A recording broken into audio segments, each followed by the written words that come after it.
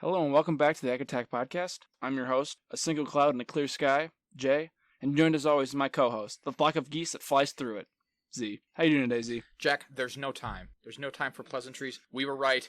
It was Kang. It was Kang all along. We knew it, guys. It was Kang. We did it, boys. Us and everyone else on the internet knew it was Kang. Everyone who knew Kang was a thing knew it was Kang the People whole who time. hadn't heard of Kang until they watched any number of countless YouTube videos that told them that it was Kang. We all knew it was Kang. And we did it. And ladies and gentlemen, it was Kang. Now that might have saved the episode for me. Just being right that it was Kang, that kind of saved it. Because literally when I saw him, I got up and went, "That's what I'm talking about, baby. That's what it's all about." That's what we're looking for. Even though he never says he's Kang. But you know it was the actor, right? Oh, of course. That's the actor that they got for Ant-Man. I've seen it. I've seen his picture. It's just his face. He didn't put his blue helmet on. No, he didn't have a helmet, did he? Which I don't think or weird, like purple blue skin or whatever.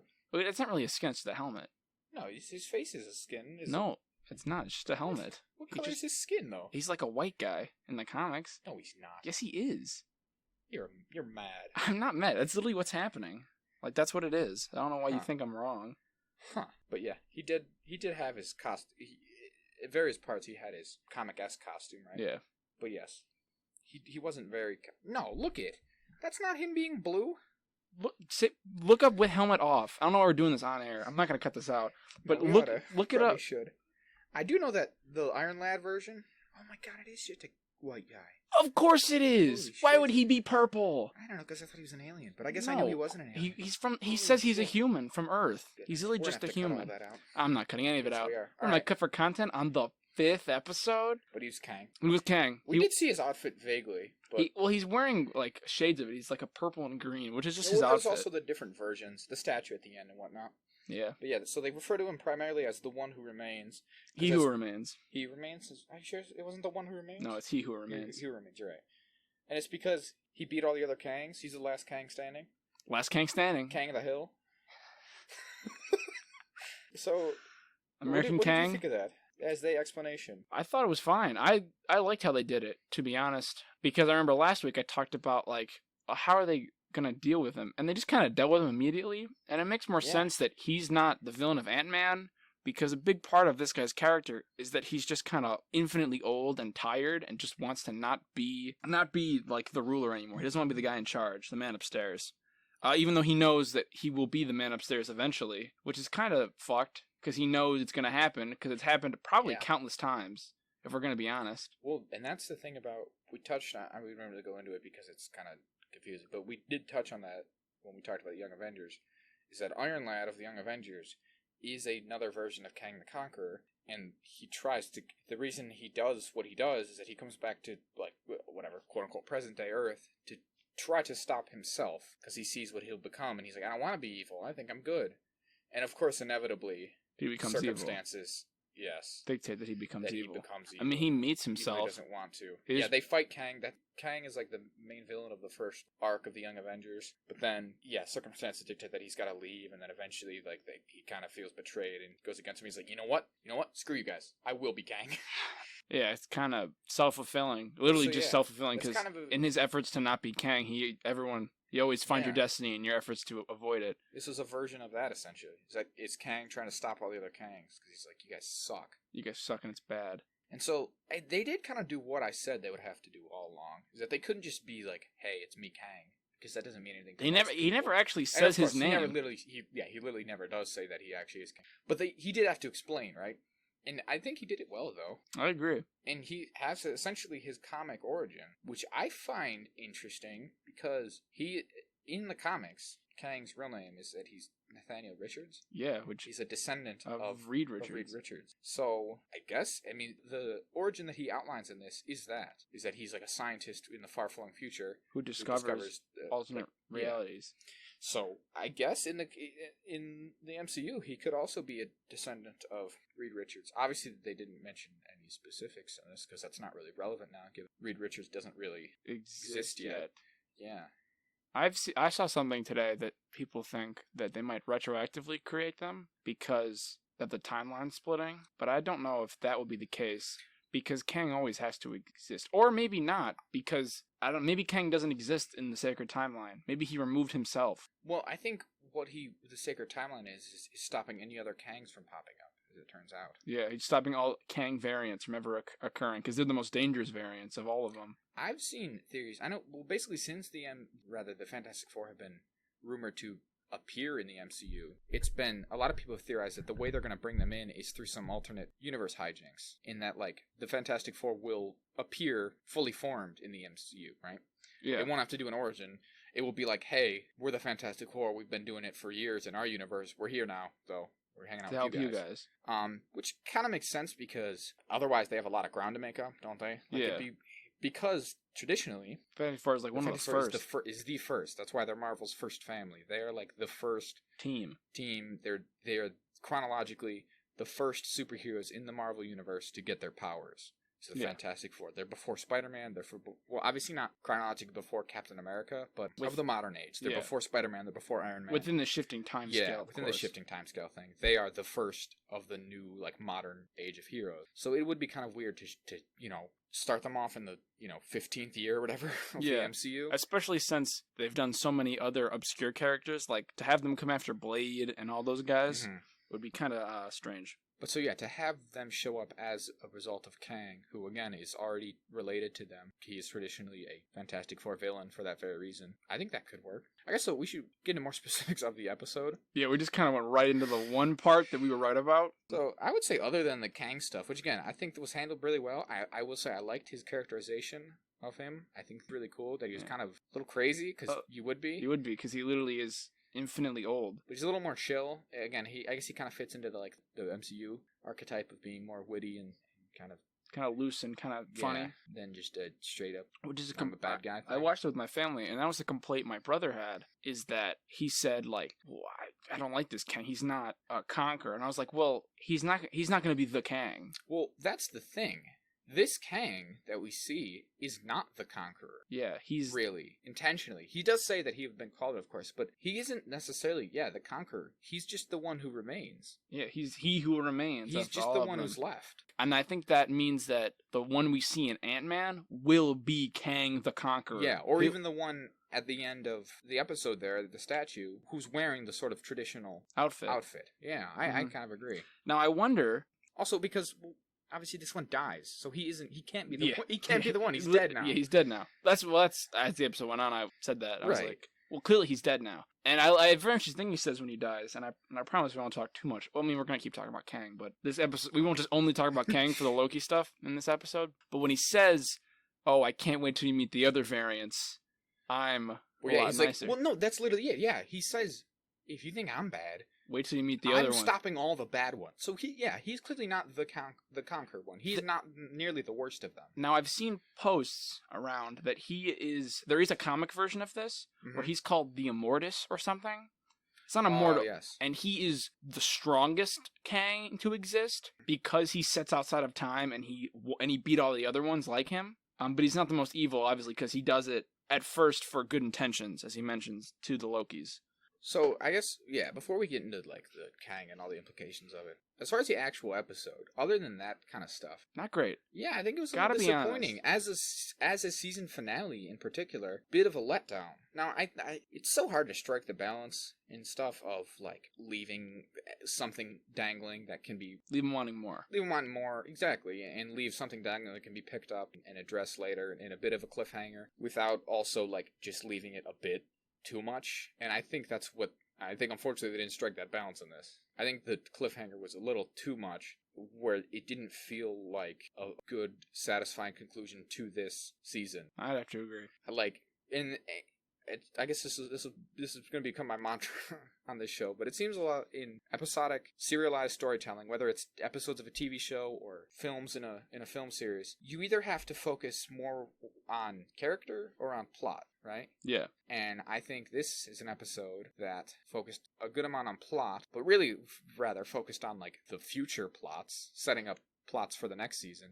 Very and much next at the movies. detriment. And yes, all kind of stuff. We'll get into that. But I think very much at the detriment for the characters of this show. Right. I think Loki and Sylvie and Mobius, to an extent, didn't get enough in this episode to actually pay off their arcs in this season. Yeah, I have to agree. I really thought that when, like, Loki and Sylvie do the kiss and they fight, I'm like, Like, Yeah. why? Like, I don't know. Like, the episode felt like it was shorter. Like, I felt like it could have been cut. You could have cut a lot of it, and it would have kind of stayed the same. Like, you wouldn't have missed a lot. It doesn't seem like a lot. Really it didn't really happens. feel like a lot happened. Yeah. I totally agree. And I was like, are we near? Like, I kept wanting to check when I was watching it. Like, how close are we to the end? It's only 47 minutes. Like, it's shorter on the shorter end of the episodes. I was like, it's not too great. And because of that, I don't want to. I mean, we'll catch on the gun, but I'll say it right now. I remember at the beginning of the show, first episode here, I said that I liked it more than WandaVision. I thought it was the best of the 3 Marvel shows. And I would have to say I changed the opinion. I think it's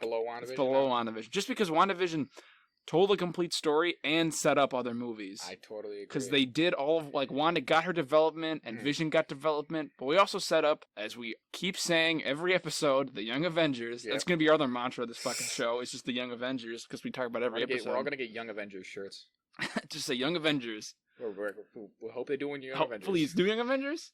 What if it's Young Avengers and or Secret Invasion? Young Avengers doing the Secret Invasion? Oh, a little twofer? No, I got to agree. And now, in its defense, this is the first of the shows so far to have definitively, we know they're getting a season 2, right? Right.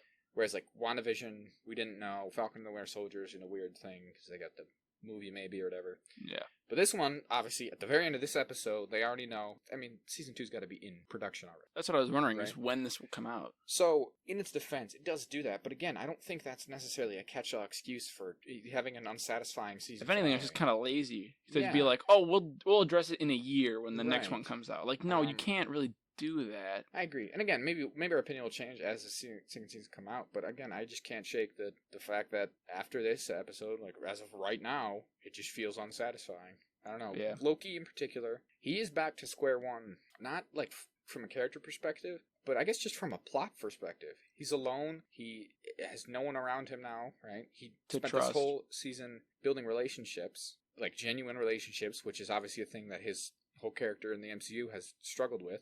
He built a couple of genuine relationships this season. Those were both just taken from him. Yeah. Mobius is literally like to me one of the most frustrating things you can do to a character, which is he has backslid as a character of no fault of his own, but they literally just wiped all his memories. Yeah, so he's like, or whatever. So he has nothing. It's a different version, whatever, how you want to look at it. I guess we don't really know the exact specifics yet, but this Mobius now has, it appears, zero recollection of Loki, and then Sylvie did seem to backslide massively from a character perspective. And that, I guess her whole thing, as Kang like aptly points out in this episode, is that, or I guess Loki does as well, right? That Sylvie has trouble trusting people, and Loki can't be trusted.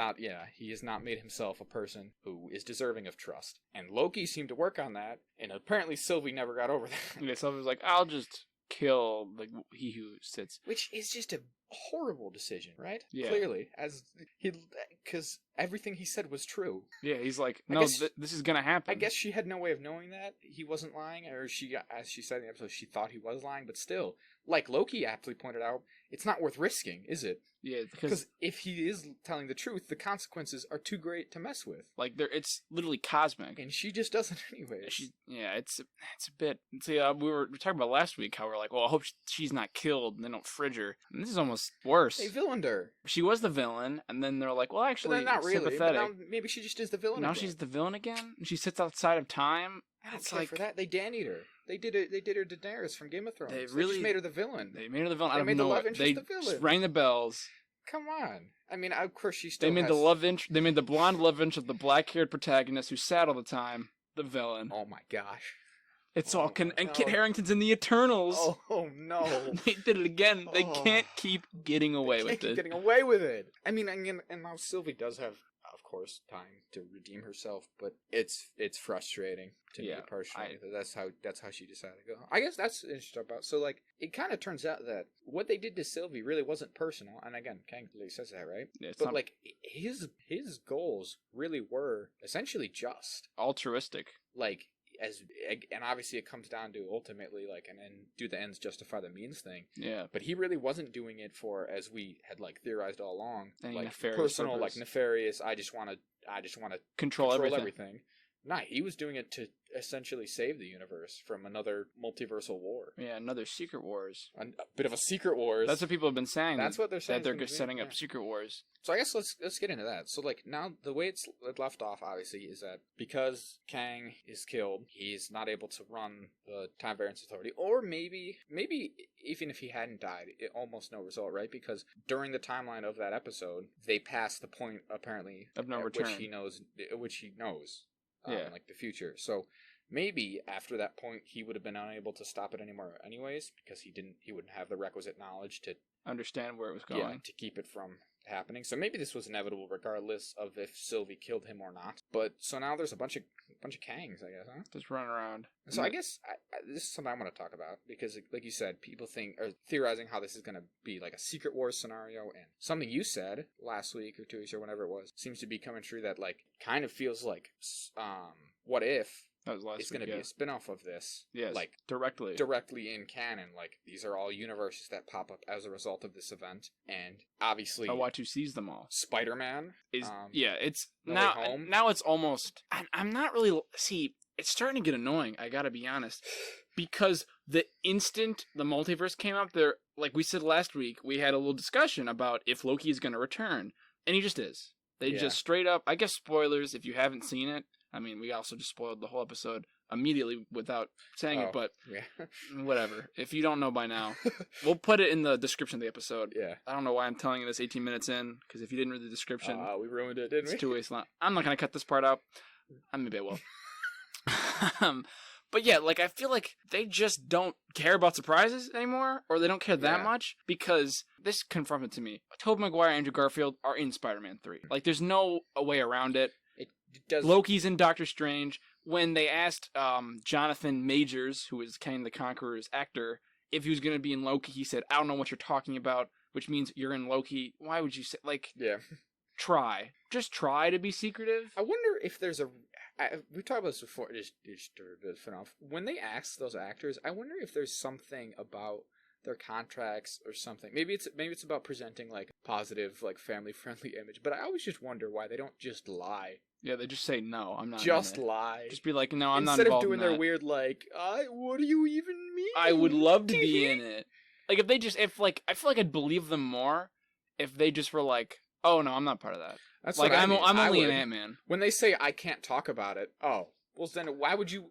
Unless you were in it, you wouldn't have signed anything that said you couldn't talk about it, would you? Exactly. Like, but again, I guess maybe they don't want their actors running around literally just blatantly lying to reporters, to the press, because that means anything they say is not trustworthy. Yeah, but still, so continue. It's just getting annoying because it's not. You can't really speculate anymore. Yeah, because it does take a little bit away from us. But here's the thing: I will say they did hold out on saying that Loki was in Doctor Strange until after this season, at least. Yeah, so like we got to speculate this whole time. I guess I think it would have been better if I had no idea and then I went in on March 25th and then Loki showed up. Like if Loki just showed up in Doctor Strange, I would have lost my mind. I really wonder if we're not at a place yet with the MCU this far in where it's made this much money where they can save some of these stuff, because a lot of it comes down to like marketing, right? Where someone must be crunching the numbers and think, it'd be better off if we put these in for marketing purposes, right? If we put X, Y, or Z in the trailer, people are going to be more excited to see it, and we're going to get more people to come fill the seats, right? But nowadays, I wonder if we're not just at a point where these movies sell themselves. They gotta. Right after Endgame, like every movie since Endgame, I don't know about Black Widow. Black Widow will prove me wrong, but Miss Marvel and Spider-Man both made over $1 billion. Yeah. So even if these movies are on an off day, like Black Widow will make almost probably over half $500 million at least. It had a crazy opening, even for like normal times. I think like it blew out everything else since COVID, but I think it had a very, very good opening just period for these Marvel movies. So I think it will be on track to do really well. No, I agree. And these movies, not to cut you off again, but like. I remember I kind of mentioned this, I think also in the first episode of our show, that the movies coming out this year, Shang-Chi and The Eternals and Spider-Man, are all movies that people really want to see. Mhm. Shang-Chi is an Asian-centric movie, which is kind of like a Black Panther in some ways, Sure, which, you yeah. know, representation, which is always good. And we're excited for it. We've seen the trailer. Yeah. I think it looks pretty good. And The Eternals is a very wider range cast of different nationalities and sexual orientations and all that kind of thing, which is good, again, for diversity. So that may bring in a large crowd. And then Spider-Man 3. Spider-Man fucking sells just as as good as Superman and Batman. No, they say Spider-Man is the #1 selling character, and obviously the past 2 MCU Spider-Man movies absolutely killed it. Those both, like you said, were over $1 billion grossing. So yeah, I agree. Well, and even Shang-Chi though, the reveal in the most recent Shang-Chi trailer of Abomination and Wong. I would have much rather. Why wouldn't they just save that? Because that was one that doesn't make sense to me, right? There's a couple big ones I was just rattling through my head, like Vision in the Age of Ultron trailer, right? That is one that so much marketing for that movie had Vision in it. I guess there was no way to avoid it. Yeah. But again, they could have, right? They could have just not showed anything of. Even if we all would have known, like they're doing Ultron, they must be doing Vision. Just never showing any of it would have been sweet. Yeah. Because I guess and the other big one was probably Thor Ragnarok having Hulk in it, right? Right. If they had just never shown that in any of the trailers, that would have been. Can you imagine? Could you imagine? That'd be a great reveal. And just Hulk shows up. He just shows up in the same, obviously lesser, but Wong and Shang-Chi.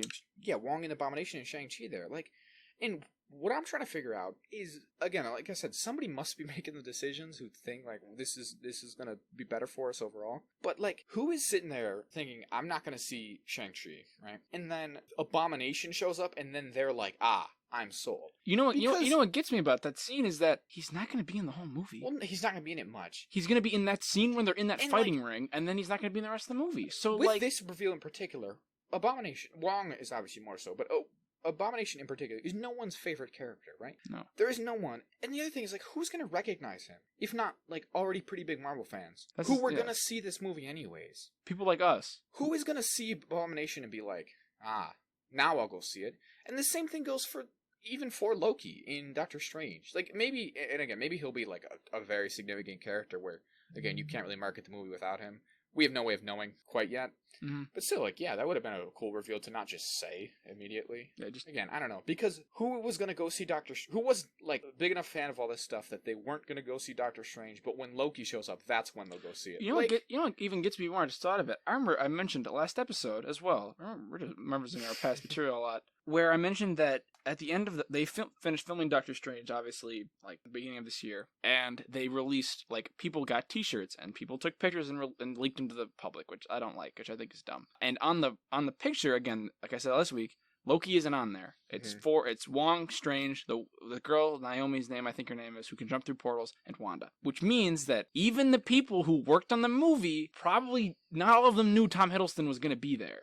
Because I guarantee that it was like an Avengers Endgame, where only, like, probably Elizabeth Olsen and Benedict Cumberbatch and, like, the actors who had to be in the scenes, and, like, a limited number of, like, the director, like a Sam Raimi, literally, and, the necessary amount of crew, and, like, Kevin Feige and all those guys knew. I mean... So, like, why let them reveal it if not even people who worked on the movie knew? You know what I mean? Like, what's even the point of that? I feel like it still remains to be seen. Because if he turns out to be, like, one of the main characters alongside Wanda and that's like Doctor 5 Strange, main characters. He should be in it more. But you're right. If it is a smaller role that wouldn't necessarily have been super obvious going in, that does make it even more annoying that they just told everyone he would be in it. Yeah, it would have been much... Like, again, think of how crazy it would be if just Loki showed up. Because that's what everybody's wanted. Like, ever since the Loki show has started, there's been that panel floating around of the 3 of them all doing magic together. Yeah, because the comic, right? In the comic. Now, so, I got a question for you then. When do you think Loki Season 2 will be? Do you think there's any chance Loki Season 2 will be before Doctor Strange? Because I was thinking about that, because I think it has to occur. Because it's called the Multiverse of Madness, I think it has to occur literally a year from now.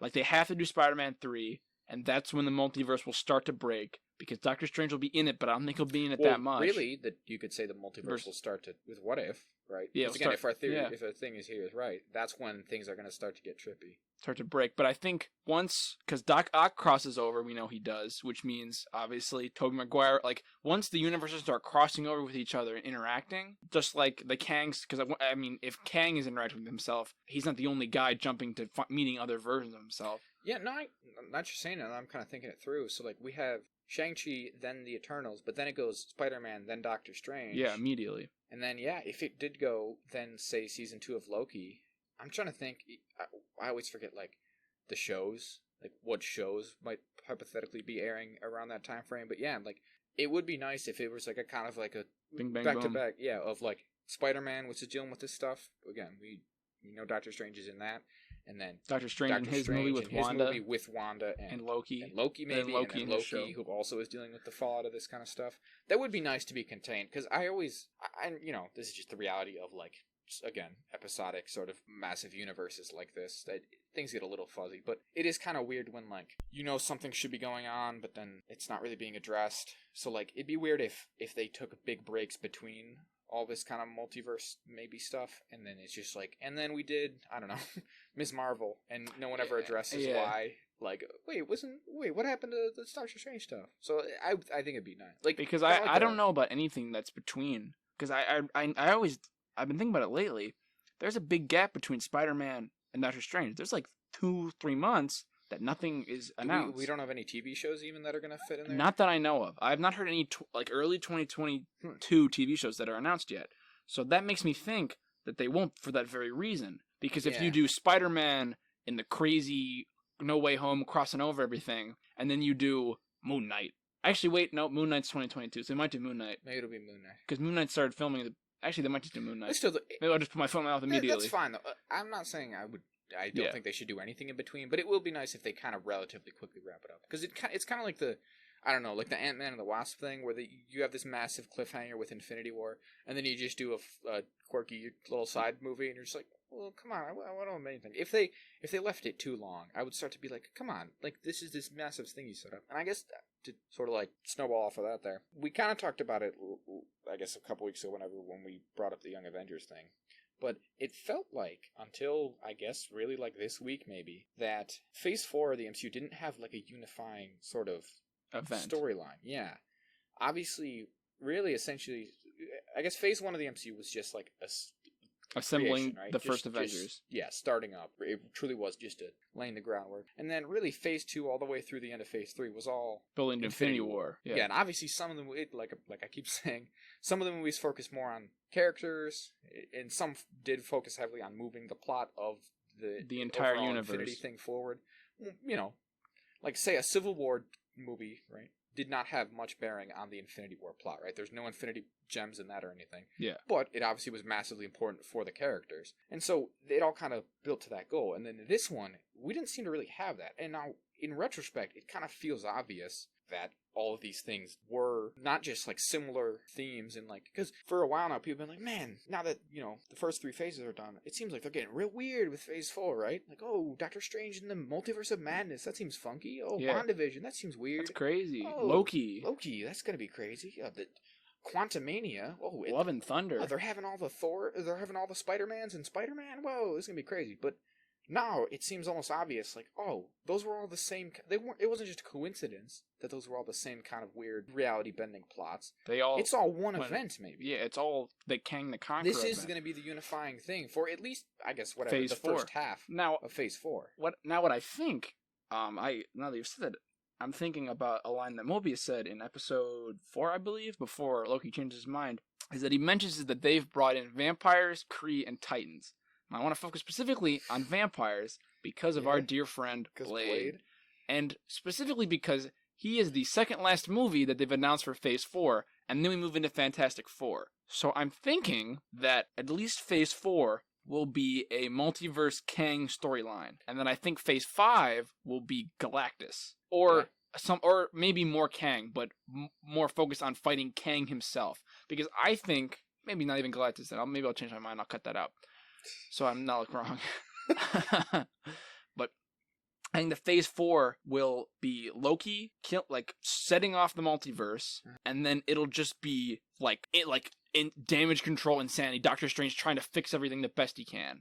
Yeah, because I totally agree. I feel like for Phase 4, obviously, since essentially since Endgame, people have been speculating on who the quote-unquote main villain would be for this phase, right? And Yeah. a lot of people, I feel like I heard a lot of Doctor Doom and a lot of Yeah, Galactus. that's what I've heard mainly. I feel like I never heard a lot of Kang, but like it Well, seems kind of obvious now. I think that's because nobody knows about Kang. Yeah, he's not because as popular. because I guess. Doctor Doom and Galactus are like pretty famous. See, the thing is, Like if you showed people a picture of Doctor Doom, Galactus, and Kang, I guarantee you most people who are familiar with Marvel will be like, oh, well, that's Doctor Doom, and I think that's the planet-eating dude, Galactus. They may not know them by name, but they'll know enough identifying characteristics. But if I showed you a picture of Kang, you wouldn't know what the hell he was. Yeah, you're probably right. And now I mean, I kind of like that now these obscure characters, everybody's kind of coming out of the woodwork like, oh, I know who Kang is. Kang is this guy, and everybody kind of knows about him now. Like we talked about before, I think you could say the same thing about Thanos. Oh, I definitely agree. And like because Thanos is not a well-known villain before the MCU. No. Well, and that's the thing about that's kind of the effect that the MCU has had on, I don't know what you call it, I guess just like comics in general, is that a lot of these characters were not really well known. Like famously, the MCU is comprised, a lot of the heavy hitters of the MCU were essentially like Marvel's B roster of characters. Yeah, the ones they couldn't sell. They had left because they couldn't sell, because no one wanted to go through the effort of making an Iron Man or Captain America or movie, Thor. Because they were like the B characters. We think of them all now as like, well, of course they're the main ones.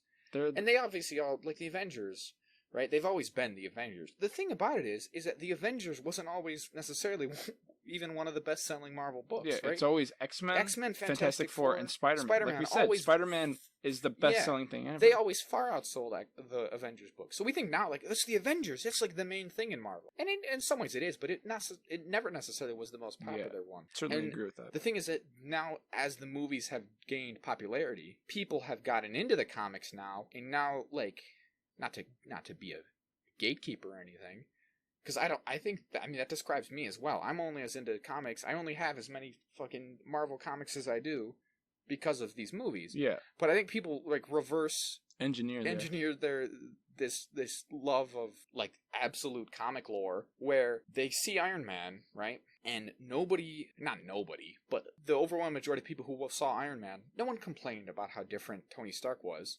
Right? Because nobody knew the difference. Because they didn't know the difference. But by the time you get to, say, Iron Man 3, enough people have now gone and gotten into the comics that when they change the Mandarin, suddenly that is a problem. I guess we're probably going to touch on this later for a different thing. But I agree. I do like that they're bringing in more, even for, like, Marvel, yes, more obscure characters. But then you get this thing, like, we've talked about, right, like, off the show, that apparently people are unhappy with this version of Kang because he's too different. Yeah. Because it's clearly people who have gotten into comics based on the MCU and stuff. And again, I'm not trying to dog anyone for that, but I feel like it's a weird thing that happens where people get into it because of the movies, and then they complain when the movies aren't close enough to the comics, when the movies have never been that close to the comics. That's not the goal. Point. Yeah. And I think I've mentioned this before on the show. It's a weird thing that I also personally struggle with, of like, you have to make stuff different, otherwise what's the point? But then you can't make it too different. But or it's unrecognizable. My problem isn't necessarily that. My problem isn't making it different. It's making it different in a significantly worse way. Yeah. And I don't think this did that. Yeah, no, he's a little different than traditional Kang, but he was interesting to watch. And again, he's not even the main one.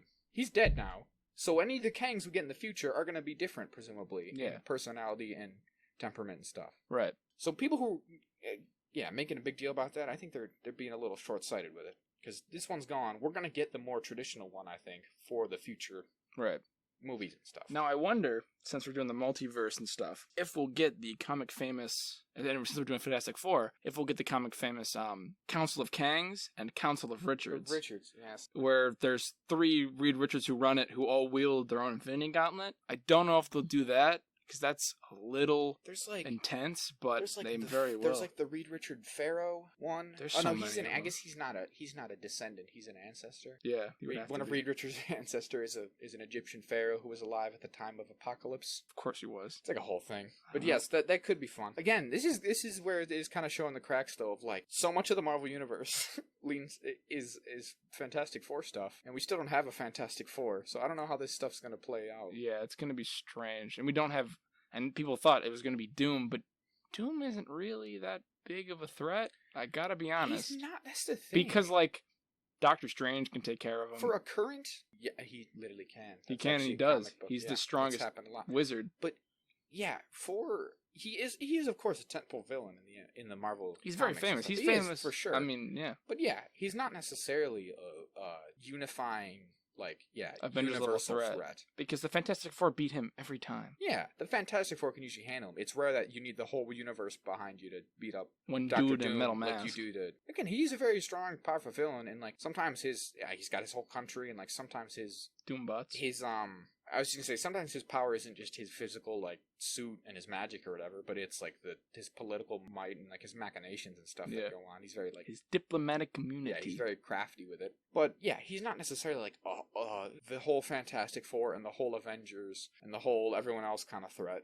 Yeah, no, not at all. He could take it out fairly easily. So yeah, I think Kang is a better choice, and also maybe not. He's different than obviously a Thanos, but even like a Galactus.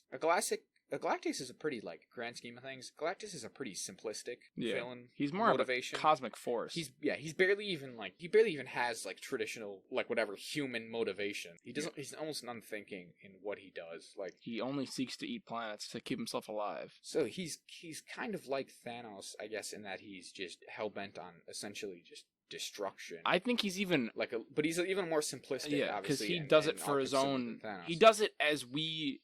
It'd be like if you just had a bunch of balls of cooked dough, and you just were eating them down the line. But sometimes ants attacked you. Well, that's how Galactus is. Yeah, he just eats because he's hungry. Like, yeah, you're right. I mean, also in the Thor 2020 run, he eats planets to gain enough power to defeat the Black Winter, which is like a force that eats the universe. But Thor beats it in like 3 issues. Oh, good on him. Actually, shout out to the Thor 2020 run. Read it; it's good. 15th issue just came out. Also, read the Better Ray Bill miniseries. That's also really good. But now, to tie into Thor... Oh, gosh. I tricked you. I tied into Thor really quickly. If this Loki show comes out right in between, after Doctor Strange, the movie right after Doctor Strange is Thor 4.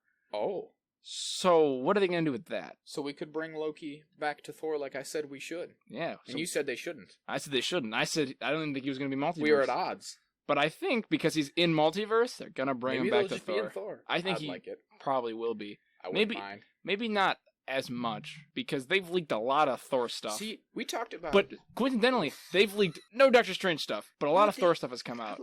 You're right. A lot of hardly nothing's made it out. I'm sorry I keep cutting you off, by the way. I've been cutting you off like 3 or 4 times. What I was going to say is that with the Thor thing, I think I kind of touched on this last week, was that, to us it's going to be like, man, if we lose out on like a movie or 2 of development between Thor and Loki, because this Loki in particular, like we said, he's only caught up to 2012, and then he watched all the movies, and then he's had this season, but he's still not obviously the same Loki that Thor lost, right? Yeah. And then Thor also has had, since he lost Loki, another 6-7 years, depending on how timeline works out there, without Loki. And to us, we're like, man, that's going to be a big difference. Are they even going to be like reconcilable, right? If those two met again, would they be able to bond again? But something I kind of touched on is that they're so old that timeline's a bit of a speck. And you said they even touched on this in the recent Thor run, that when he interacts with humans, he has a hard time even like grasping the timeline, like the time scale involved, right? Being like, man, we've known each other for years, and like that's a long time for you, maybe, but it's a second to me. It's like a blink. I almost don't. They really focus on that point in the Thor run several times. They do it in the most recent issue when he talks to Captain America. I guess spoilers for this Thor run. It's very recent, actually. This would be an actual spoiler because it just is coming out. But in the beginning of one of the issues, there is a big long like paragraph of this 2-year war that Thor fought, and it's just Thor, and he's fighting this horde of like goblins and demons and stuff, and it's like his foes remembered it well, but it ends with him saying, and to Thor it was like a moment, because 2 years to a being who lives thousands is like a second. Like it means nothing to him.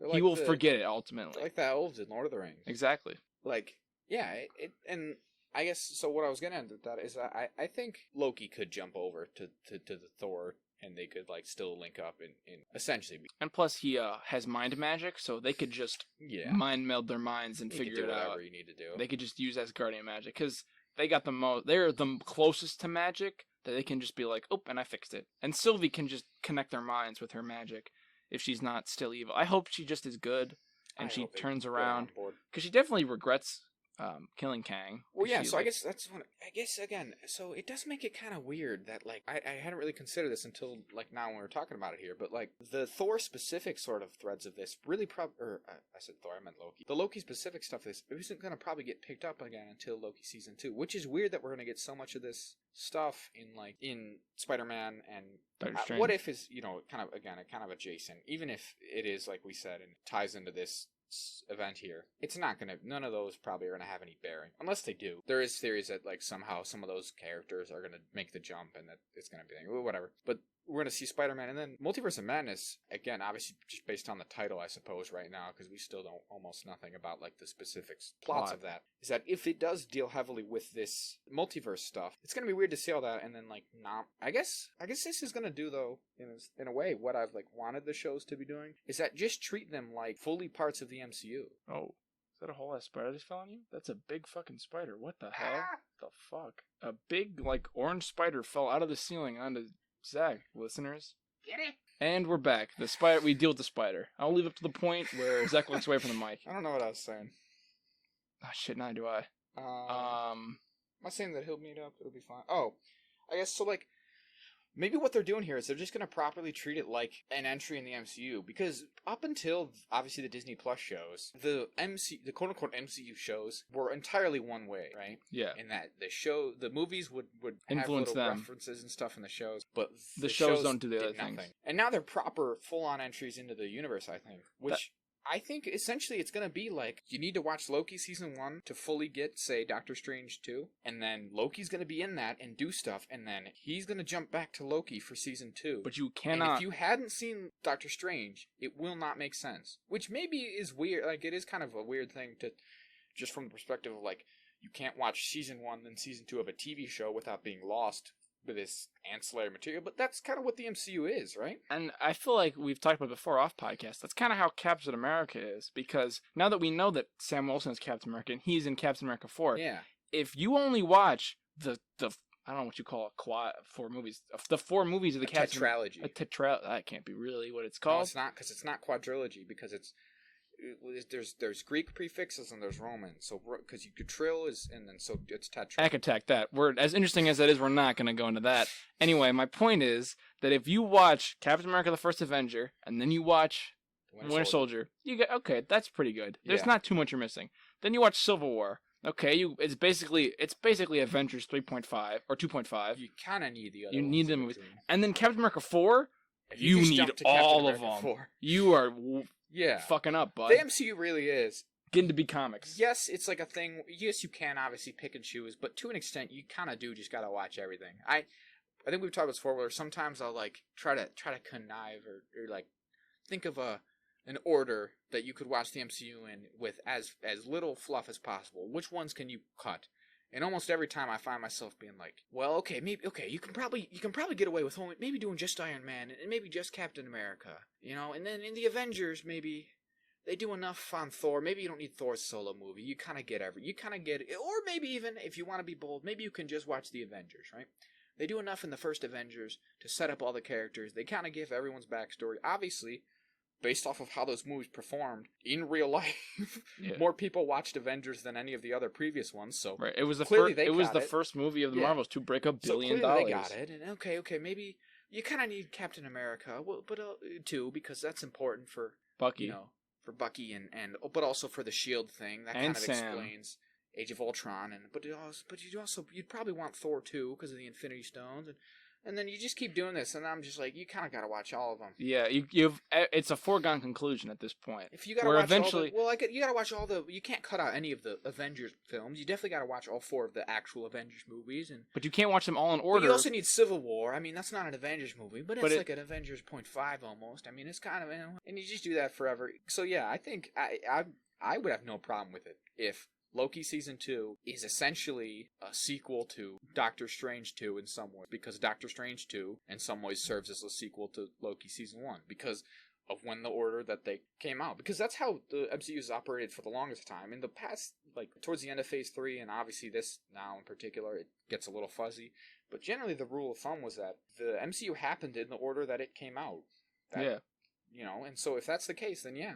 Loki season 2 will be chronologically after Doctor Strange Strange. 2 in the internal timeline. Yeah. In which case, whatever Loki gets up to in that movie, whatever happens to him will carry over and be relevant to Loki season 2. In which case, if you want to enjoy Loki, you should probably be watching the movies. Yeah, I agree. I think it's getting to that point where, I think we've mentioned this before, is that these aren't the ABC Agents of S.H.I.E.L.D. TV shows anymore, where you don't have to watch those. These are just movies. They're essentially just like movies. you can't think of them as television shows. You just have to think of them as movies. And I think there's a very specific reason is that they waited till after Endgame to do anything like this. Because if you're on board, you're gonna watch them. Like if I mean, obviously we're not, because see, I guess I don't know, because we're young enough that we grew up with these movies have been coming out as long as we've been aware of movies. Pretty much, yeah. So, I mean, that reveals how old we are. We're not that old. Pretty young. And, so I think there's something to be said that, so did we get into comics? We're going to be in the comics anyway, because I watched the old X-Men movies from the early 2000s, and I read X-Men comics, and I read the Spider-Man comics, even though he didn't have a lot of movies. But I think they waited, because if you were, like, a little bit older, like, you know, like 25, 30 at least, like from the 90s and stuff, older, that once you watched all these movies and you were invested in the characters, and Disney Plus comes out and they're like, well, we're gonna do these shows now with these characters you love that we've put the time in to develop them enough. Because if they like did Age of Ultron, they're like, all right, now we're doing a Scarlet Witch and Quicksilver show on Disney Plus, the streaming service we just released. Nobody's gonna watch that. Like, nobody would have watched it. Yeah, I think you're right.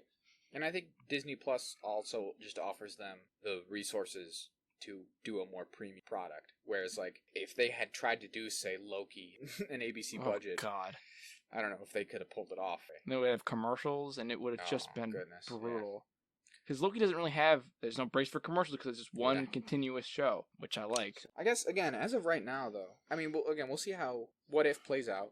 But really, we can't, I mean, there's obviously a lot of speculation to be had. And again, it does kind of feel like these are all tying into one sort of unified storyline. I will say, all the stuff we've talked about, pretty much anything past, I guess, Loki Season 2, I'm not really sure how any of those would tie in. Although, no, because Quantumania. We know Kang is going to be like, the villain. So it seems like this stuff is going to be, they're going to be dealing with this for a long time.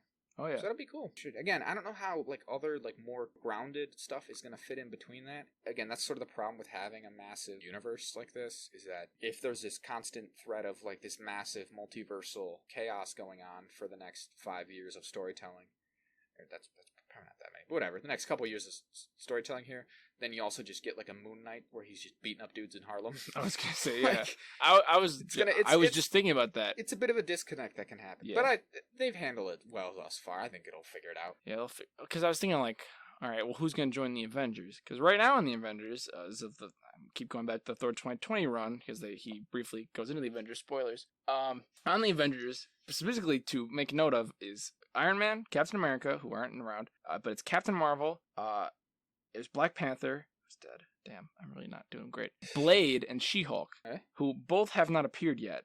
Here's the thing, not to take any wind out of your sails real quick, but in the Marvel Universe, literally everyone has been on the Avengers. That's true. Anyone who's ever been, like, literally, some version or another.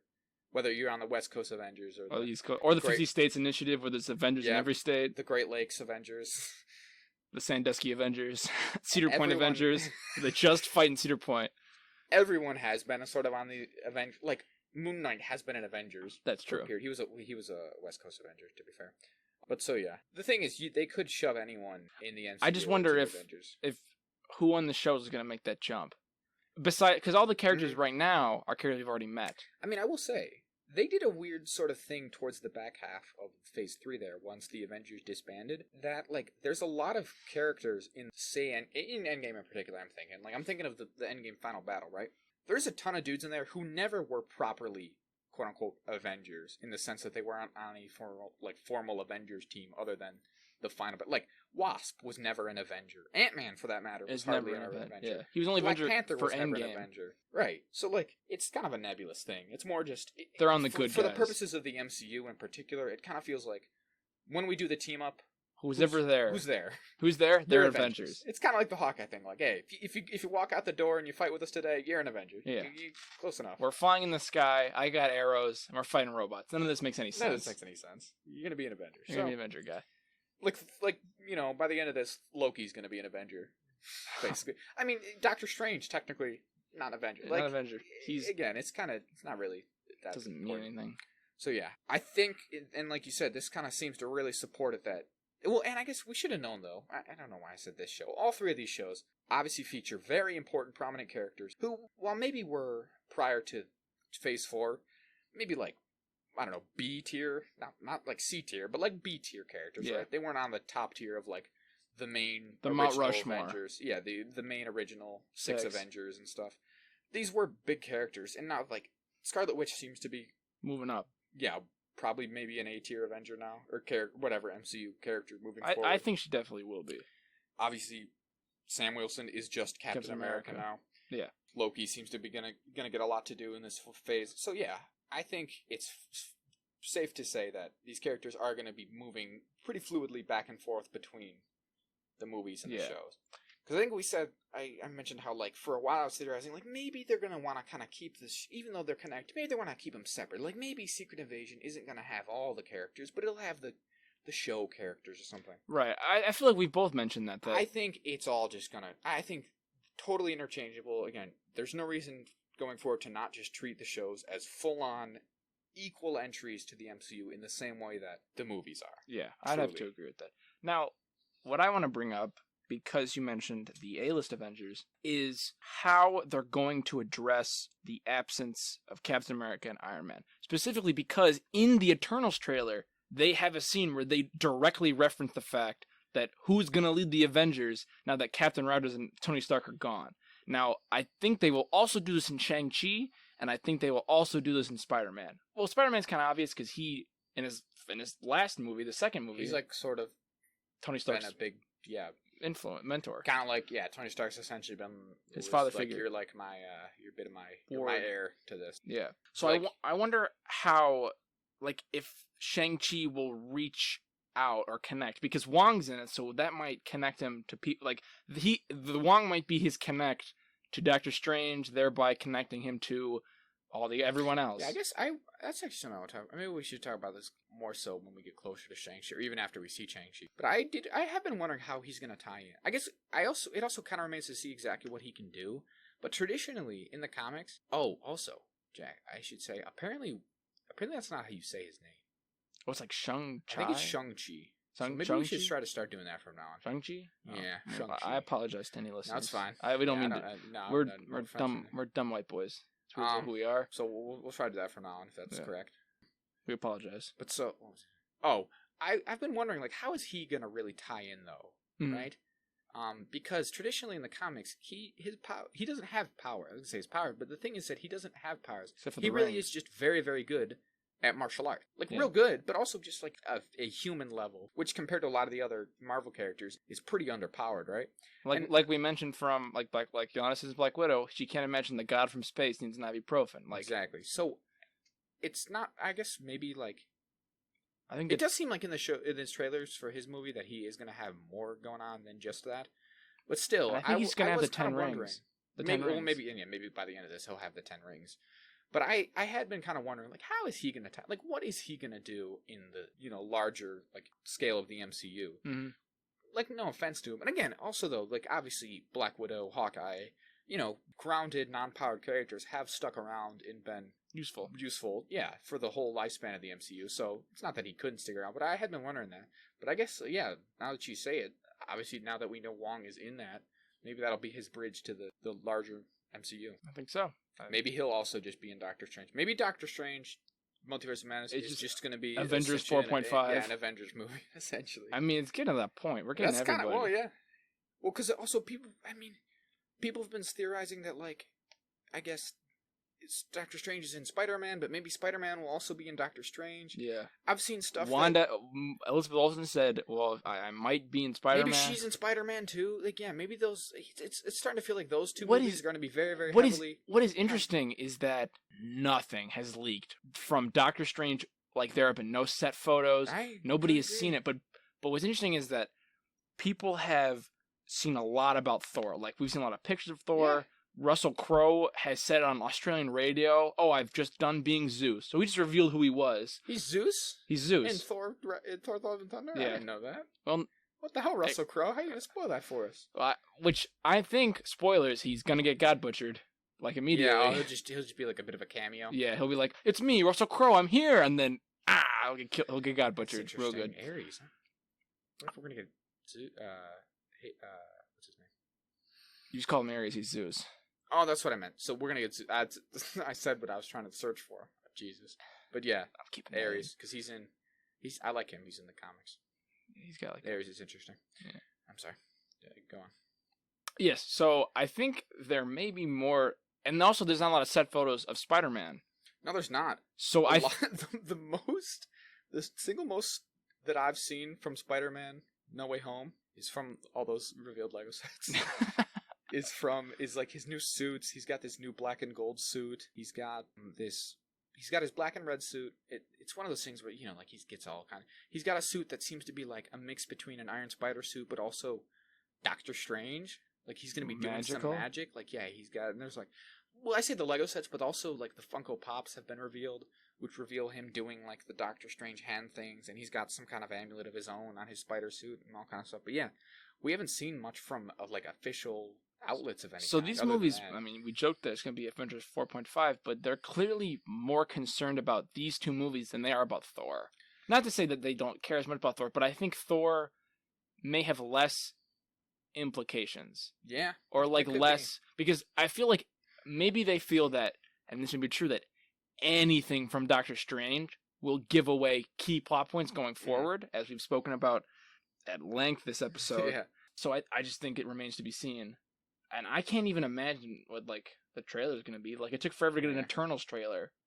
Yeah, I guess the only thing... Well, I guess, yeah, obviously we can definitely talk about whenever the trailer for Spider-Man... They've been, like, different sources have been claiming that the Spider-Man trailer for weeks. Every week it's coming out this week. Literally, I think over a month now it's been like, it's coming out this week. It's right around the corner. So we have to be getting it soon. I mean, they seem to... People theorize that...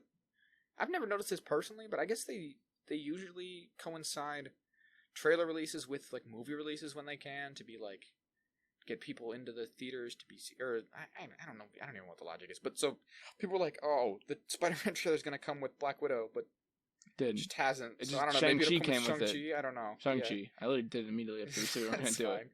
So maybe it'll be then, I don't know. But so yeah, I guess we can't speculate too much. I think we got it all this episode. There's not gonna be much to discuss.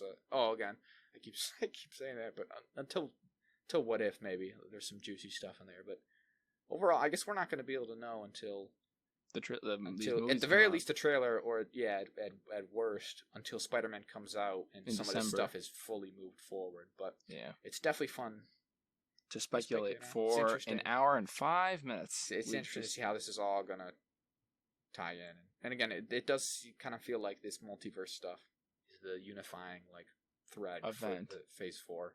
Definitely think so. So that'll be cool to see. I don't know. Yeah.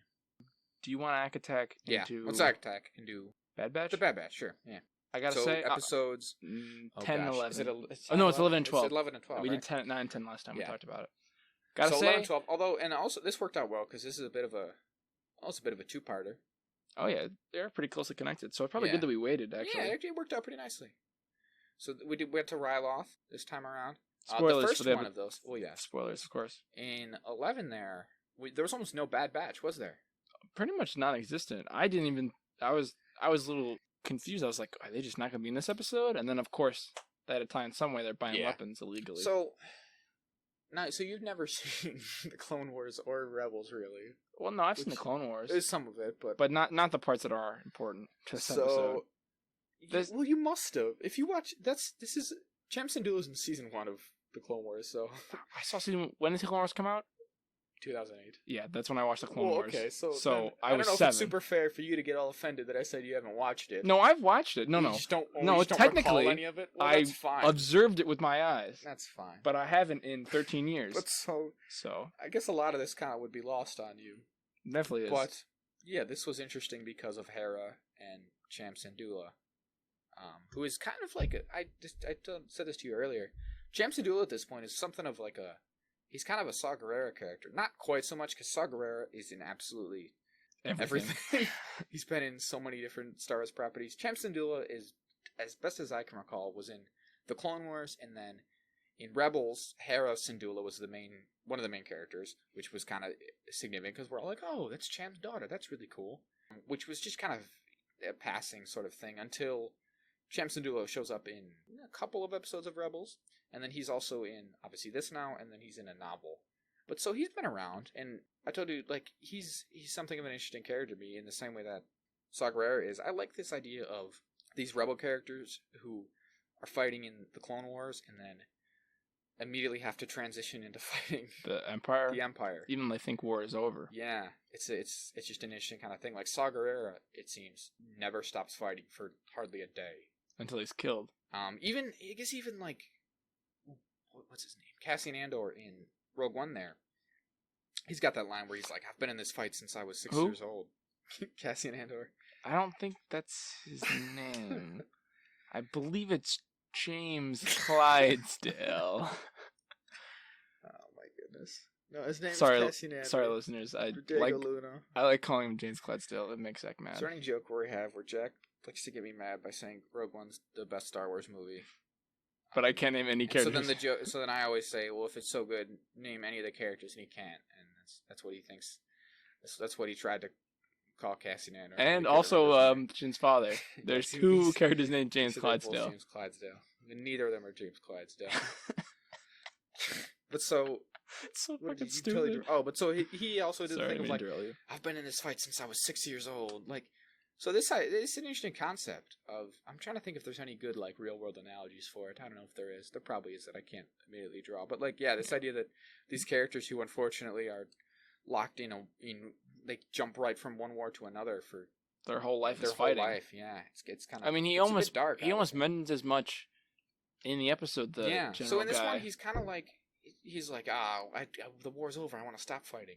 But we know he doesn't. Like I said, we know he's in a novel. He actually, in that Lords of the Sith novel, he gets up to some stuff. He kills a lot of people. Oh jeez. And then in the same in Rebels, he's a bit radical. That was kind of his character in the Clone Wars as well. Is that he's a bit radical. He's a bit of a radical dude. Chill guy. Edge, he's so edgy and he's cool. A bit edgy, yeah. But so yeah, I don't know. He didn't do a ton. I guess it focused more on Hera herself. Yeah. Who, again, you don't really know, but she's the main character of Rebels. I don't know. I liked her. I like Chopper a lot. We talked about this. We had a whole thing. I really like Chopper, so good seeing him. Just a big Chopper fan. I don't know. That's all there's to say. These episodes didn't do a lot for me because I haven't really watched, like you said, I haven't really watched the Clone Wars recently or that deeply, or I've watched any of Rebels. Like, I don't have any connection to these characters. Yeah. I'm aware of their existence, but I just never really got into them. I'll say this, though. Like I said, I do really like Chopper. I do really like Hera. Those are cool. Cham's whatever. It's interesting to see him, but I will say, even as someone who did like it, these episodes didn't teach me anything new about them. Right. I knew that, Cham was obviously on, like, I let him really rack my brain here. Like, I knew that Hera was his daughter, right? We knew that Hera got Chopper when she was younger. I don't know. We knew that they were, like, in rebellion against the Empire.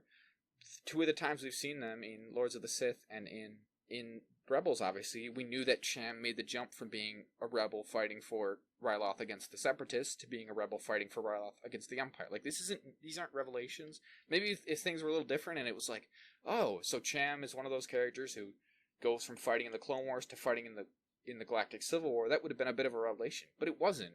Because we already knew that. We already knew all this. That came out years ago. Yeah, I don't know. I kind of agree with you.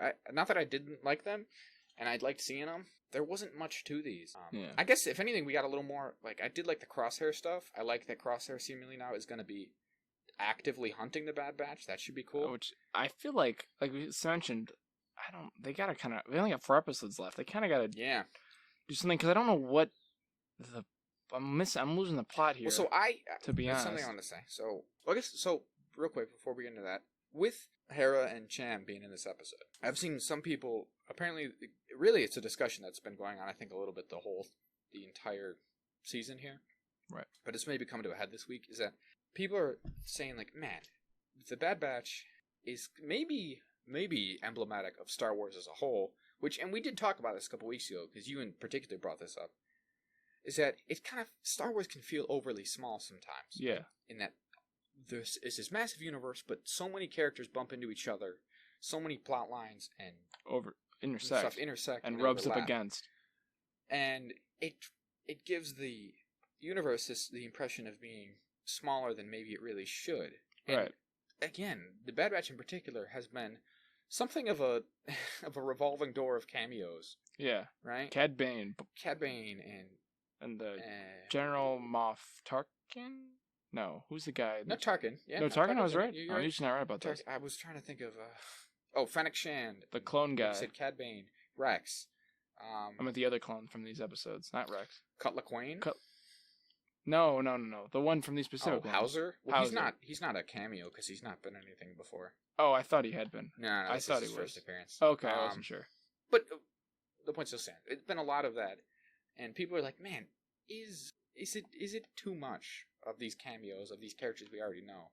Again, like I said, this didn't actually teach us anything new about Hera or Cham, really. Yeah, we just know that Hera likes to fly, but she's a pilot in Rebels. That's her whole thing already. I guess, again, it's kind of interesting, I guess, but even as a character, like, it didn't, again, my whole thing here, it didn't do a lot for plot-wise for those characters. We didn't learn anything new, like, solidly about their history, and we also didn't learn anything new about their characters. We've always known that Hera and her dad had a strained relationship. We always know that Hera wanted to be a pilot. The only thing, I will say, I guess I was being a little harsh when I say nothing, because the only thing we did learn is this is the first appearance of Hera's mother. The next time we see him chronologically is in that Lords of the Sith book, which would be a couple years after this episode. And she's dead by then. I hear almost no mention of her in Rebels or anything, so that's something, but that really hasn't obviously like unraveled yet. We don't know what the deal with that is. Right. But yeah, it makes me wonder, like, they could have probably done a similar storyline on a totally different planet that is has fallen under the Empire's control, and we probably learned a little bit more. The same story, right? The same thing, because again, like they say, even in this episode, it's happening everywhere. You could do this plotline of this is a planet that's newly fallen under the control of the Empire, that is wanting to like rebel in some way. You could do that on any number of planets, whether it is another planet we do know of, like just as you know within the universe, or just you could make up an entirely new planet from whole cloth with a new race of aliens even to go along with it. But to just do Ryloth and characters on Ryloth that we already know, I don't know if it does much. And I think it does. Again, I'm kind of playing against myself here just for the sake of discussion. It really wasn't a big deal to me, and I don't think this is a major problem in Star Wars for me personally, but I see where people are coming from when they say that it makes the universe feel small. Is just having every episode need to have a character we already knew from a different thing. Exactly.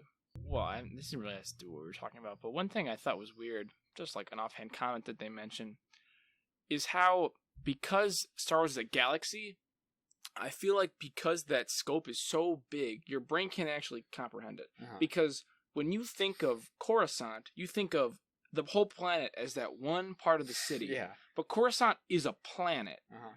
And the galaxy is the galaxy full of planets. So when they're like, search the planet, you hear that, but when I hear that, I think, and I'm sure many people do, and obviously I'm not putting down anybody because I think it as well, think, oh, they're going to search a big city. No, but they're searching a planet. Can you imagine that'd be like if I ran away from home and they went, go search the planet Earth. Search the I planet could hide for him. anywhere. It would be impossible to find me. I totally agree. That is just, like you said, just a bit of an offhand thing. But yeah. Yes, I totally agree. I've had the same thought before. You really have to treat planets in Star Wars like cities. Like cities. I will say, I think the thing that you like in universe to try to explain it is that a lot of habited planets in Star Wars are likely smaller than Earth. Yeah. So literally are physically smaller. A lot of them are not as densely populated. Because you can have this sort of thing where like you have a city planet which is a massive urban center. Probably trillions of people live on Coruscant. Yeah. And then they can be supported by farming worlds, which are very sparsely populated and but it's full of farms. And again, in some ways, maybe cities is not harsh, but you can often think of obviously individual planets as like individual countries, if nothing else, right? The fact that like planets or even sectors to really get seats in the Senate, right? Like, yeah, it's kind of like a lot of fiction, right? The scale of it would defeat you if you thought too hard about it. Yeah. Size defeats us, gunslinger. Size defeats us all, gunslinger. Is that if you think about how, well, okay, each one of those senators, they represent a sector which has multiple solar systems, which have multiple planets, which have billions of individual on each planet, and then on that planet, well, they probably have their own complex politics going on. They probably have their own continents on which there are multiple countries, and which, like, you really can't. And also, for most stories, it's not really relevant, is it? Yeah. To get into it. So yeah, you kind of just the rule of thumb in Star Wars is that most planets are one homogeneous culture. Which they're represented by one monarch, and they all live in the one city. That's and they all look exactly the same, pretty much. And they may be different colors, but there's no distinct because people don't look all the same. No, they don't. Obviously, again, if you really try to think of it as like our planet, yeah, like there should be obviously hundreds of distinct Twi'lek cultures on Ryloth who look different, but like distinctly different. Yeah. Like if you're from different continents in our planet, you can go, well, you're from this continent because I can tell because you look like this, or you act like this and you have these traditions and stuff. Yeah. Yeah, it's a weird thing. The other thing that kind of ties into this is that every planet in Star Wars seems to have one climate. Yeah, they only have one climate, and they all are one climate and one kind of topography. Whereas our planet has the Greedo planet is just planets. Swamp. Yeah. And then this planet is just canyons. It's Arizona planet. Like, but that's not how Earth works. Even most countries don't work like that. Like our country isn't the U.S. The United States. Our country. The United States isn't a great example because it's as wide as a continent. It's a very big. Still, yeah, like our planet has all the climates. Yeah. All the climates we know of, obviously, are on our planet. Yeah, they're like, well, every climate that could ever exist that we know about is right here. And then Star Wars, you get one. You get one. You can pick one, but you got to pick right because it's the one you get. Yeah, that's kind of where like Star Wars bleeds into obviously science fiction fantasy, right? Yeah. Because yes, in a more hard sci-fi that took stuff like this seriously, you'd never get an ice planet, would you? No, that'd be ridiculous. Or, I guess you kind of can, like, in the same way that, like, I guess Pluto is an ice planet. Yeah, but like, Pluto's you should so have small. different weather or like, in different stuff at the poles, right? Assuming different orbits and whatnot. The idea that, planets would have one climate is kind of silly. Yeah. But again, I get what you mean. You just kind of have to ignore it. So I was saying before, you were saying you don't know what the end game is. Yeah, I actually think that this episode actually touched on that a little. Really? Again, the actual Hera, I keep saying this, but I guess I'll say it again. The Hera and Cham stuff, while interesting to an extent, and again, it is fun to see characters, or whatever, does not actually have a lot of bearing on either the main plot of this show, or even for their characters. I don't know at all. Again, other than the character lessons for, like, I guess Hunter specifically, right? Although I even made this comment as I was watching the episode here. How many times do we have to do this? I feel like we've done this in many of the episodes of the season so far. The whole Hunter, we have to do what's right, not just look out for ourselves. Because he's like, it's too dangerous, it's not worth it, we can't be putting our necks out. And then she's like, yeah, but we should though. And he's like, you're right, we should. You got me. We should be good. How many times do we have to do that? And especially because the episodes are half an hour, they do it, like, in 2 minutes. It's like, not even it's like less than a minute. Like, it is nice to be like, oh no, this is character building for Hunter. We've done this character building, though, at this point. Like 3 or 4 times. Learn the lesson, Hunter. Just be good. Just be a good guy. Just accept it. So, yeah, again, other than, like, the Crosshair thing where he, hopefully, I kind of didn't think about it until you just said it. There's only 4 episodes left. Crosshair should be in all of them. I hope so. I will be. And they're also only half an hour. So it's only 2 hours worth of content left. Exactly. But I think the end game, and I touched upon it on one of the episodes, whatever episode we talked about, the Bad Batch a lot, is that I think they planted some seeds here for the clone uprising thing that I mentioned before. Right. Because we had Hauser and some of those other clones that he got to go along with him be like, hey, we don't like this. This isn't right. The Empire's no good. It's not right. We're going to rise up against you kind of deal. So that could tie into that idea I had where, well, and again, it's not just my idea. Lots of people talking about it. But where the Kaminoans with the clones could like rise up and be like, hey, screw you, Empire. No good. We don't like you. The fact that some of the clones are still showing off their individuality, I think supports that. Yeah, they still have autonomy. So yeah. We haven't touched on the Kaminoans, like in the episodes, I mean, like in a while. I think last time we saw them was the one with Cat Bane and Fennec Shan there. 8 or 9? Yeah. No, not. I think it was. So it's been a minute, but I think that still could come to a head. Right, I agree. Some kind of showdown where all the clones are fighting against stormtroopers and stuff. Or even that could be a thing that comes in later seasons that we talked about. But, yeah. Other than that, not a lot plot-wise to talk about for the actual episode, was there? No, I don't think so. So I could attack into something else. You got your iPad out. I could attack into Black Widow reactions, how the internet has reacted to Black Widow. I wanted to...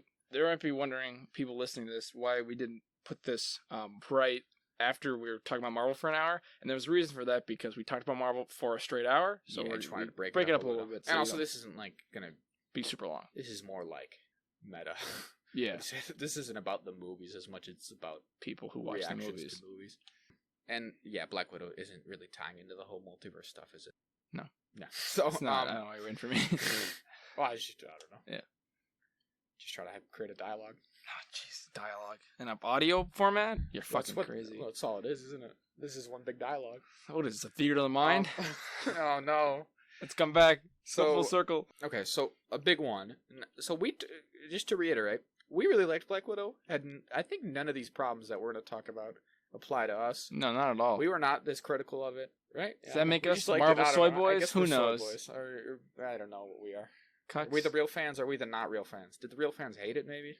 Who knows anymore? It's usually how it goes. It's all, like I said, a theater of the mind. So a big one, apparently, I would say this is the single biggest one, is that people really didn't like Taskmaster. They really don't like Taskmaster. He's not a guy in a skull mask with a sword and a shield. Here's the thing, Jack. Uh-oh. Here we go. Let me get it. Again, as I said earlier, I don't want to gatekeep anybody, but I can't help but think that, again, most of the people saying stuff like this got into comics because of the MCU, which is full of characters who are different from their movie counterparts, their comic counterparts, often in ways that are not definitively better or worse. They're just different. They're just different choices. The big one to me, I always say, because it's probably the biggest, single most glaring one, is Iron Man. Iron Man being the potentially, I guess you'd say, primary, if not like top 3 sort of significant characters to the MCU thus far, is immensely different. Oh, yes. His comic counterpart, at the very least in temperament. His plans kind of go the same way, like by the end there when he's, or whatever, in phase 2 there, when he's talking about the Age of Ultron thing and wanting to protect the whole world and stuff, that is pretty comic booky for him. Yeah. Comic book Iron Man becomes like head of S.H.I.E.L.D. and stuff, but again, temperament, and in a lot of ways his attitude is different. Even though he is on the whole, like, I want to protect the world and set up S.H.I.E.L.D. or whatever the hell, or the Iron Legion or whatever, he still has like a rebellious streak in him, right? You get the whole like Iron Man 2 thing, like, fuck the government, they can't have my suits, I know what I'm doing, I'm privatized world peace. I don't need, I've privatized world peace, I don't need any oversight whatsoever, how could that go wrong? I'm gonna make an AI, a killer AI, screw you all. And then it goes wrong. And then it goes wrong, of course. But that is not him at all. His whole thing is, obviously, and I guess he does kind of learn this lesson in the MCU, and then goes on to be the government boy for Civil War there. Whatever. I'm getting a little too long-winded here. My point is that he's different, right? Yeah. Captain America is somewhat different, right? Black Widow is somewhat different. Thor becomes somewhat different. Thor is actually maybe even a better example of being different than Iron Man by the end. By the end of the Thor we get, again, not for better or worse, although people did have problems with whatever, like Fat Thor and Endgame. Yeah. He's different. He's very different by the end there. He's much more, like, Thor in the comics still talks like the old Shakespearean Thor man. And I just can't help but think that people get into the comics because of this, and they overlook the stuff that they have accepted, because they pick up a comic and they say, Iron Man's a little different, whatever. But for some reason then, when we get into the later stages here, and they put in, say, a Taskmaster who is both female and A cyborg. like a cyborg, this is a big problem, and I just don't see it. Yeah, I don't really care. First and foremost, again, if Taskmaster is your favorite character, then power to you, I guess. But the thing is, he's not a major character. Basically at all. He's like I don't even know, a C-tier villain. Like, he's not an Avengers level villain. I think I said this in our whatever pseudo review of it last week. Taskmaster is the perfect scale of villain for a solo movie of a character like a Black Widow, who is a non-powered character. He's got, like, quote-unquote whatever powers in the comics. His mimic ability. Yeah, whatever. That's a good word for it. Just his mimic thing. But he's not like super strong or anything. He is just essentially like a human level kind of character. He doesn't show up all that often in comic books. Like, I don't even know. I'm racking my head here. Like, who of a villain is he? I guess he probably fights Captain America sometimes. Spider-Man. I don't know. Maybe Spider-Man. He's in the Spider-Man game. Yeah. animated TV show with that voiced by Drake. Oh, in the TV show, he's in the Spider-Man game, the PS4 one. He's in the Avengers game on the new Avengers game. But again, he's not like a massive character. I don't know. I just don't get it. I don't know how you could be so unhappy about this, because he's just, there's not enough to him in the comics to even make that much of a fuss about. Oh, I definitely agree. I don't get it, man. And again, I don't want to be this guy, because like, this usually isn't the slant that I take to things. But it makes me wonder, are they just mad because it's a girl now? Because here's the thing. Because he isn't much of a character, there is not much to like about him in the comics, right? Right. True. And again, maybe someone is out there again who is their favorite character, and they know all the deep and intricate nuances of Taskmaster's character. But to me, there's not much to him to begin with. And so, if you like him in the comics, you would like him based off two things: his appearance, just how he straight up looks, yeah, and his ability, the mimic.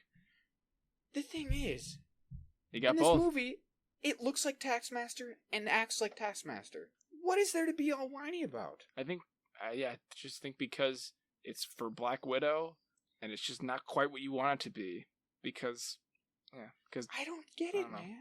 I don't get it either. If I liked Taskmaster as a villain, he does the does the Taskmaster villain things. They do the mimic, which is really interesting in a movie, right?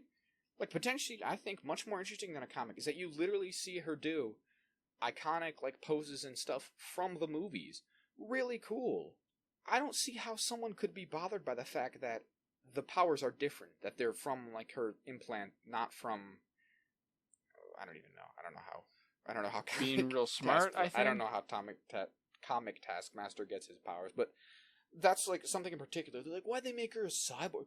Her powers aren't from that in the comics. And it's what I said before, is that people are not disliking this for the right reason. It is different, but I don't think it's any worse. And that, to me, is the thing. If they, like, did they change it from the comics? Okay, yeah, like, whatever. But is it actually worse or not? And if it's not worse, what is the problem? Are you literally just mad because it's different?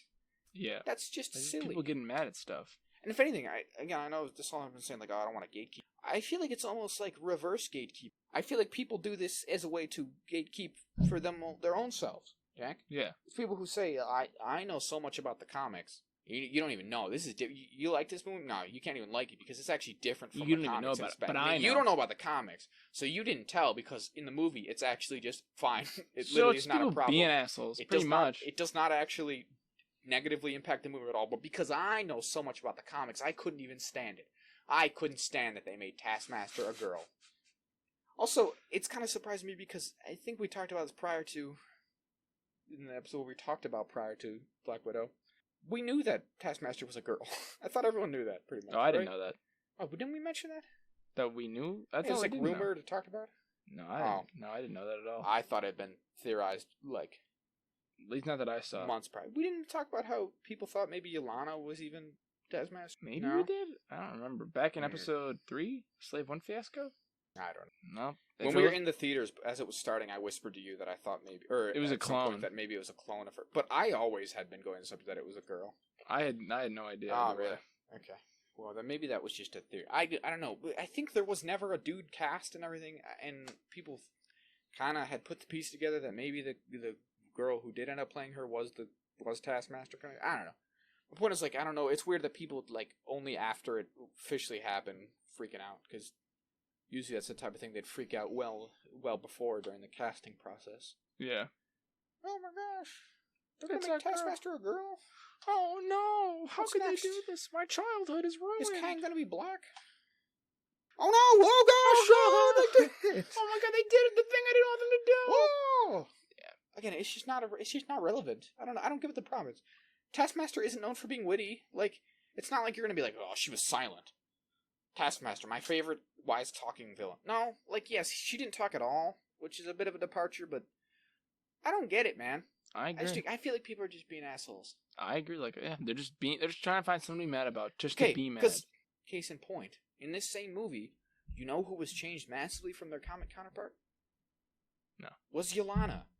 Oh. She is apparently, for whatever reason, one of the universally, like, appreciated parts. Again, maybe if you, I guess some,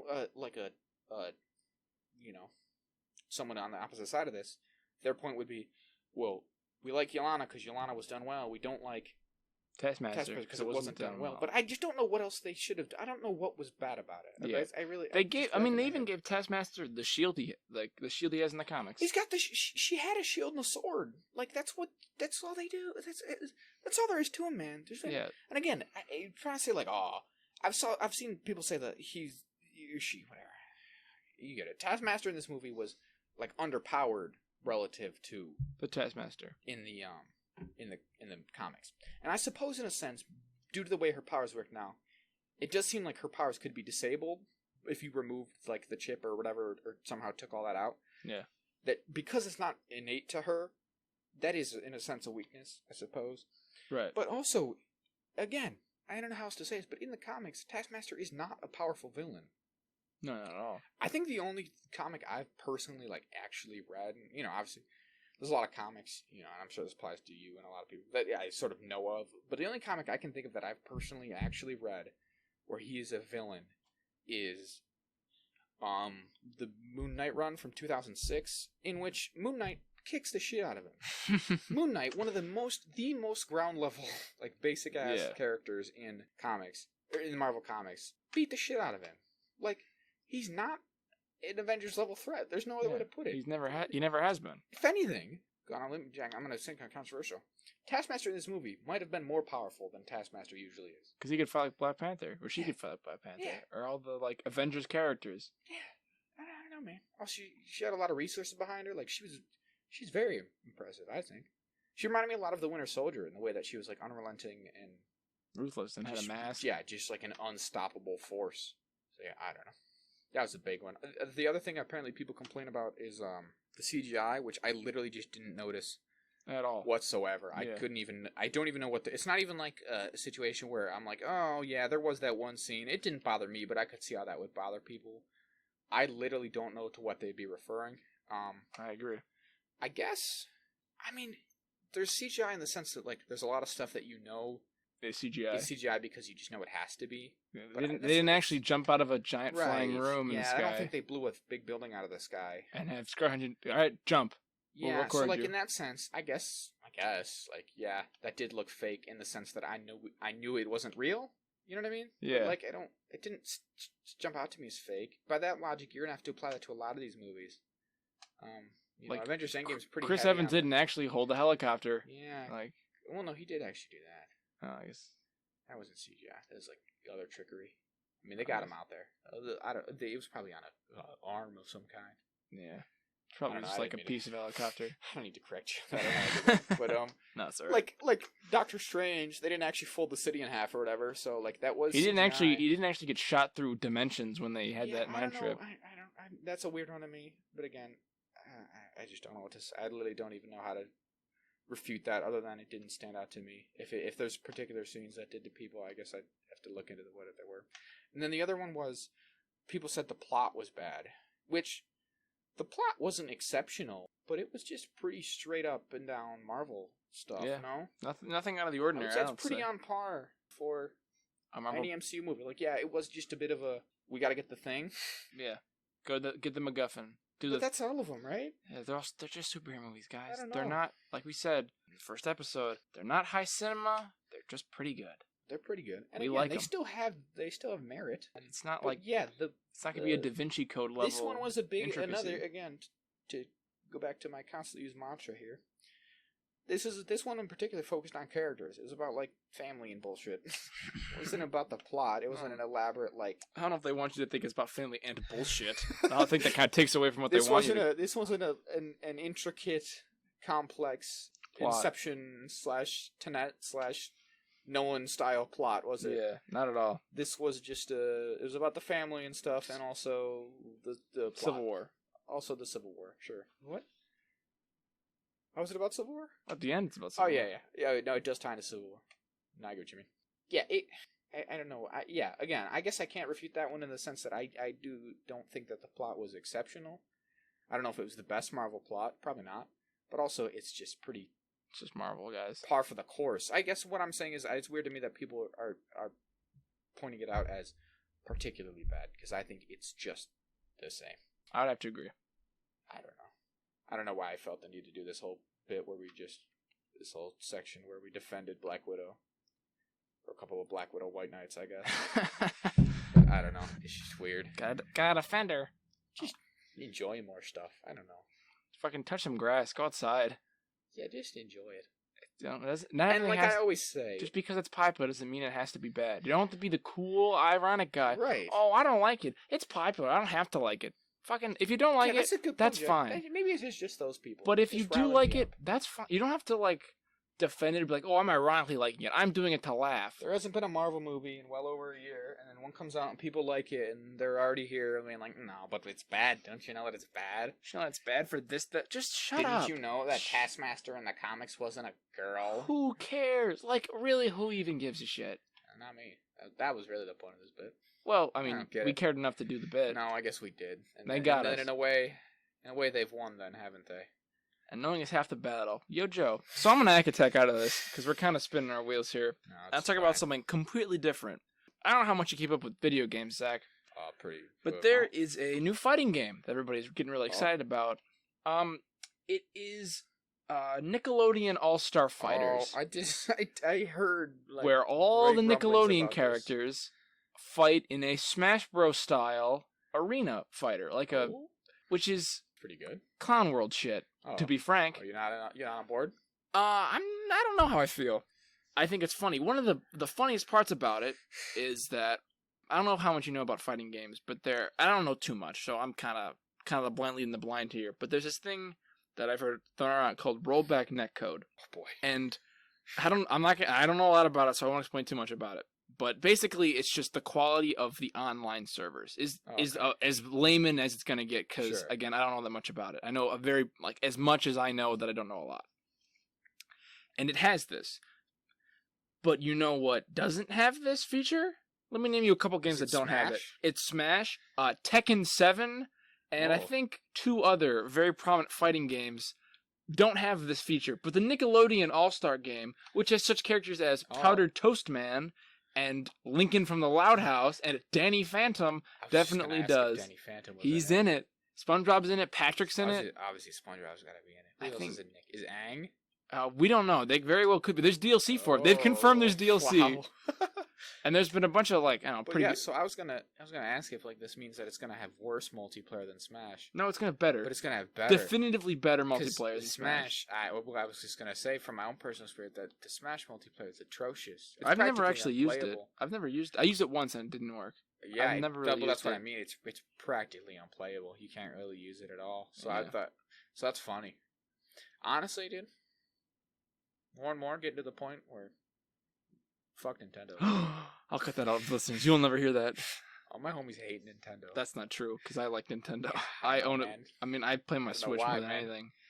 Because Man, you're drinking the Kool-Aid. I like their games, Why'd man. they make that? They made that new Switch. That's nothing really. Ugh, There's that's nothing to that. so- like they're making it hard to like them. They don't Huh? make it easy. No, they don't. I go, what are you doing? Then they make Monster Hunter. And I go, I like Monster Hunter. They didn't make that though. Shut up. They just let Let me have my fun. Come on, this is what I mean. People give No. them too much leeway. No, I definitely agree. They can just shit out whatever they want and all fucking Mario Golf is the best golf game ever. It's not. We No, played it. it's fine, It's but a it's just fine like golf game. they can't. There's They some can't people keep who they getting just away can't with do no this. wrong. They can do no wrong, and that's just not. They're Oh, not good, man. I think they put out some quality They're games. fine, but again, I guess maybe this isn't even Nintendo's fault as much. Maybe really what I am angry about is fans who defend White them Knight, against anything. White Knight, these billion-dollar 'Cause corporations. if I think if Nintendo was treated a little bit more like a lot of the other video game developers are, like say EA and whatever Activision, Ubisoft, sure, any of them who will regularly get tons and tons of shit from get gamers. torn apart. Sometimes even I think where I'm like, you guys are going a bit heavy on them. If they got a little bit more of that, maybe I would be, lenient. more. But as is, when people go so easy on them, I'm just like, fuck, why do they deserve this? Yeah, I mean, even within like games like Smash Bros, like they couldn't just make it good. They also couldn't the just spend the Joy-Con money. thing. Oh, the Joy-Con thing's real bad. I don't like that at all. That's what I was trying to rack my head. I was like, there's something else I fucking hate Nintendo for. What was it? It's that. That Joy-Con thing's atrocious. That is unbelievably shitty. I agree, it's inexcusable. Inexcusable. That the fact that happens. So fuck Nintendo. I'll still play their games though. Make better. Do better. They won't, because people buy their games regardless. Well, that's the problem. That's what I mean. That's why I think if the rest of the industry just treated them a little bit more like fairly, which is to say, like actually held them accountable every once in a while, I wouldn't dislike them. But as is, it feels like I'm the only guy who's like, Show you crazy. standing against the stream here. Stand in hell, facing hell alone. That's right.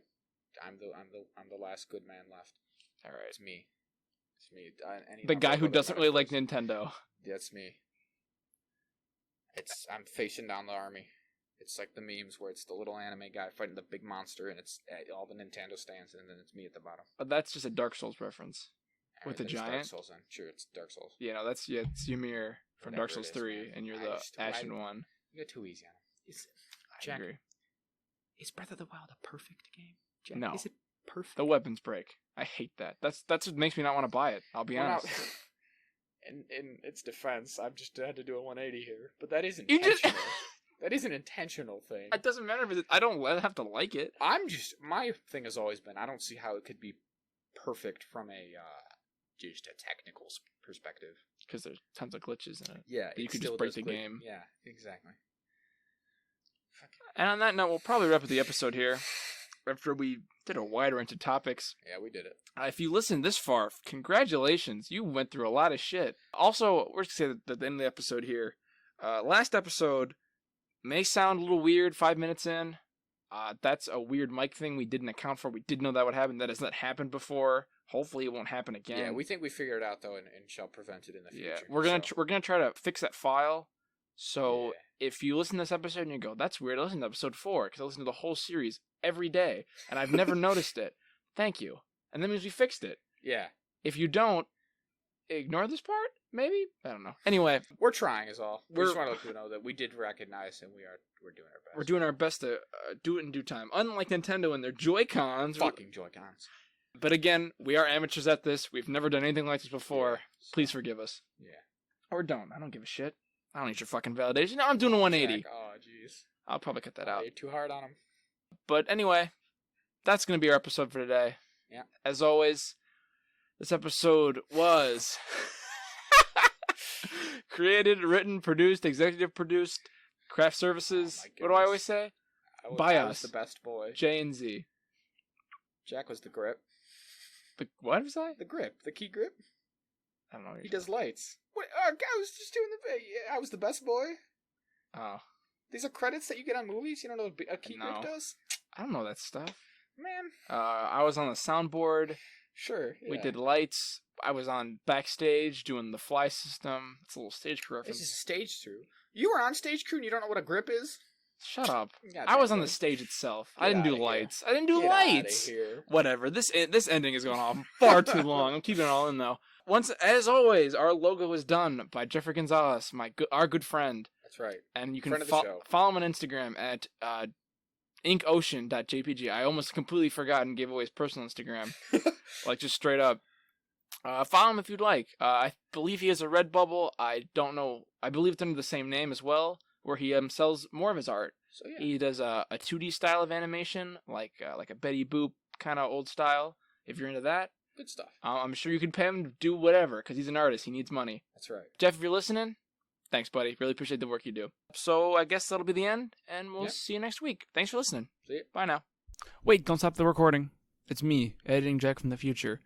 I've come to tell you to email us if you like this episode at akatakjazz, that's akatakjaz, gmail.com, and to tell your friends about our podcast. I forgot to plug to the end of the episode because we were a little tired and I was a little loopy, so I apologize for that. Look for us on Spotify, Amazon, and Audible, and on Podbean. I'm trying to get Apple Podcast still working. That's not going very well. But again, thank you so much for listening. Z and I really appreciate it. Have a good day.